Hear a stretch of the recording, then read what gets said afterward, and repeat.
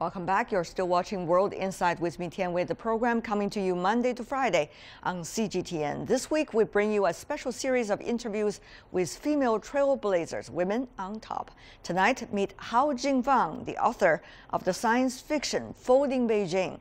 She was endowed with a special honor, becoming the first Chinese woman to win a Hugo Award for Best Novelette in 2016. Before the interview, take a look at this.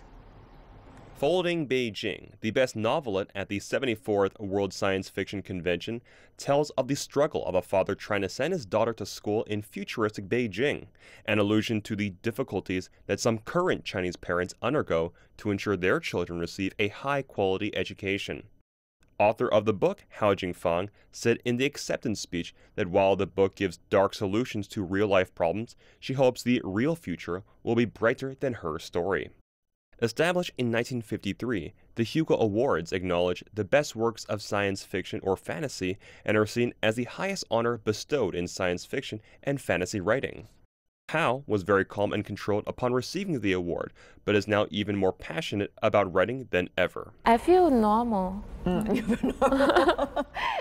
So actually, I do everything for fun. Your novel, Folding Beijing, made me wonder, it is more a science fiction or it is more a social critique novel itself?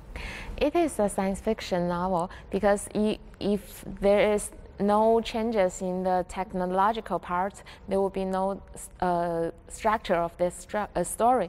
But on the other hand, I do have those original ideas from everyday life. I did see those pictures in Beijing in my life. I used to work in some economic study offices that's based in the Guomao area, which is the richest place Central Business District. And then I really saw those decision makers, the policy makers, and those CEOs of the companies. Then after work, I see some other migrant workers around my home. They really had those difficult lives. I feel that in somebody's life in this city, they just don't feel there are some other people in this city. Then this kind of separation had the strong impression in my heart, and then I just try to express this impressive. And you choose science fiction. Yeah. This genre to express what you have just saw and thought about. Why? Because science fiction do give you the ability to change the world. Science fiction is the genre about possibilities. You can just manipulate this world and give new settings to the world, and then you can create your story. But in the pure literature genre, you have to be honest to the outside world. You have to keep the world as it is. Are you optimistic or pessimistic? I'm quite optimistic in human. I do think that humans are getting better and better. We can know each other better. We can understand, respect to each other. But on the other hand, I feel that there are some natural laws that exist in the human society, that a perfect society will not be eternal perfect society will not be true. We still have to fight with some common fate. So on this sense, I'm not very optimistic. Talking about Folding Beijing, was it because you are optimistic about seeking solutions to the problem of social divide you just talked about, that you use the genre of science fiction? Or actually, it is such a difficult issue to be resolved that you have to seek the help of a science fiction in order to point out the issue and yet at the same time do not have to face it yourself? I really don't think the solutions in Folding Beijing is a good solution. It's a quite dark one, and I don't hope it to be true in the future. I think that if in the most optimistic view, what we can do is we try to educate those low-skilled workers, those low-income people, and try to transfer them into the next era and try to help them to just get involved into the new businesses. That's the optimistic view and the solutions for this problem.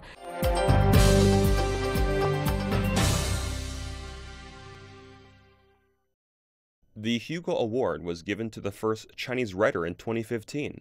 Liu Cixin wrote the science fiction novel The Three-Body Problem that was met with rave reviews. The book discusses human responses to alien invasions and other issues common to all of humanity. It has sold more than 1 million copies in China and will hit the big screen soon. Developing sci-fi movies is the trend now. That is highly likely to drive the public's interest back toward sci-fi literature. Chinese science fiction should adapt to this trend in the new media era. However, China's science fiction market is still in its infancy. There are only about 200 Chinese science fiction novelists, and the number of those highly regarded in the genre are fewer than 30, far behind countries like the US and Japan. How is the level of sci-fi related to the creativity of the country or the capability of writers to combine realities and aspirations? Hao Jingfang has her own answers. After Liu Cixin winning the award, you also got the Hugo Award. Many wonder, where is the real level of Chinese science fiction? Are we really there? Actually, I think that the Chinese writers are already very creative ever since 20 years ago. We have a circle of the sci-fi writers in China, and I always feel the creativity and encouragement from all the other authors. And I myself got a lot of inspirational ideas from the others. I do have the confidence in Chinese science fiction writers. I think that it's just perhaps time for the world to know China. But people would compare, let's just say, Stephen King, George Martin. Their works, you see their works in every airport around the world. And they write, of course, in English, which is easier to spread around. But where is the future of Chinese sci-fi writers? I mean, internationally speaking, just be frank.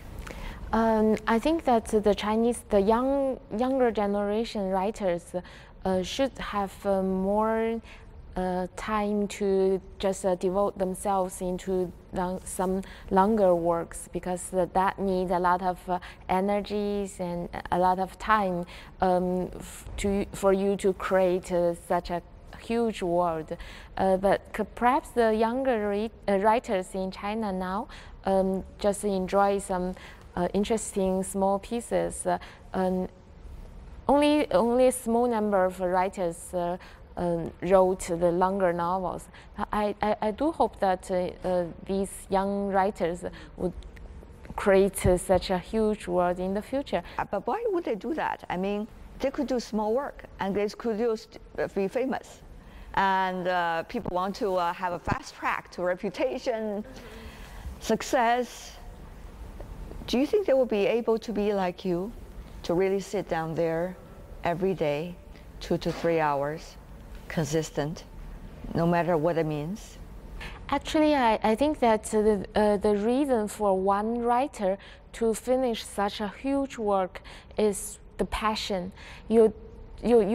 should have the passion in writing itself. You have all those imagined worlds in your head. You just want to make the imagination come down to the paper.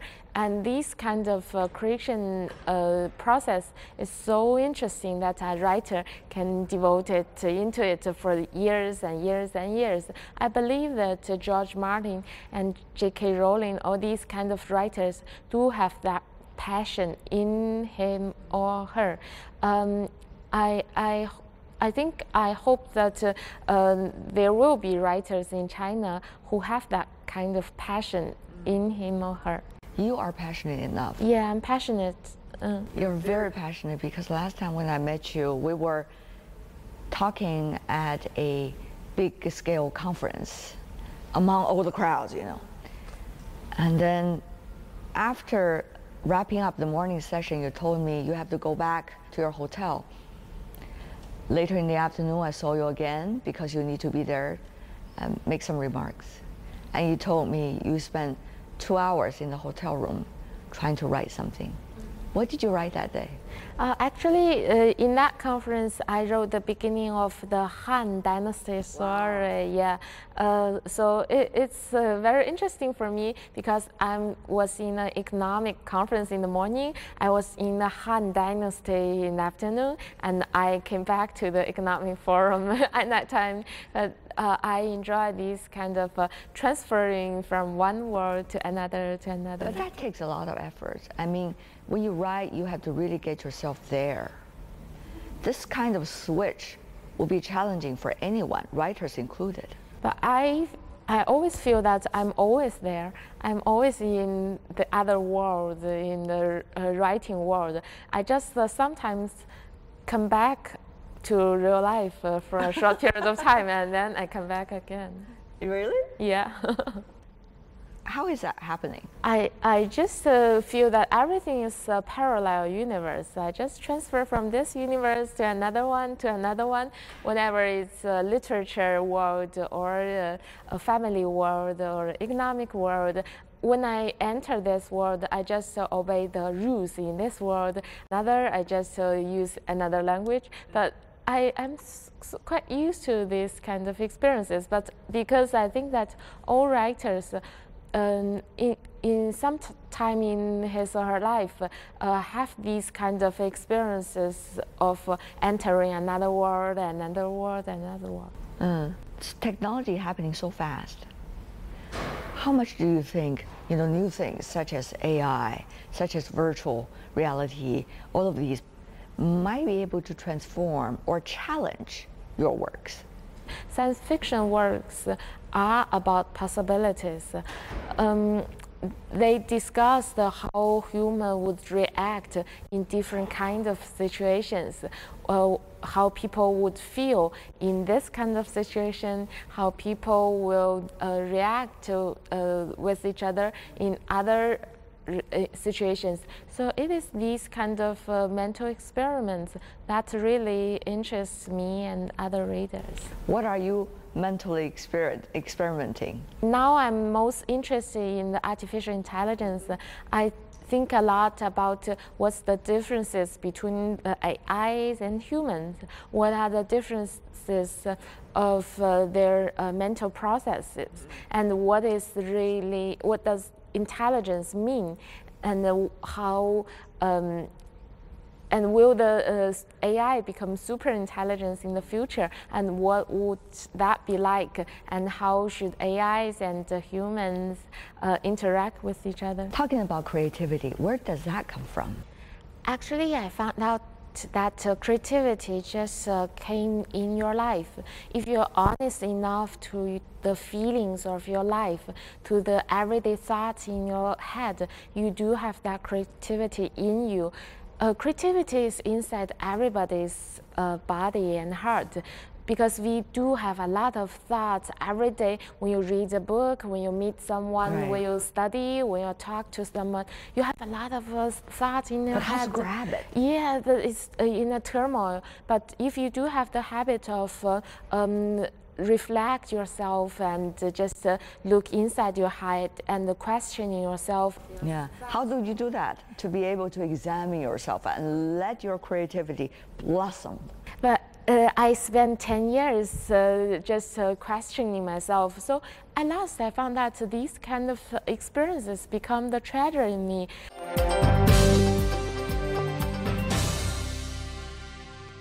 That's all the time we have for today. If you'd like to see more, try to find us World Inside CGTN into your search engine or check out our YouTube channel. You can also follow us on Twitter, Facebook, and Sina Weibo. From me, Tian Wei, and everyone on the World Inside team, thanks for watching. Tune in again next time for insights across China and around the world.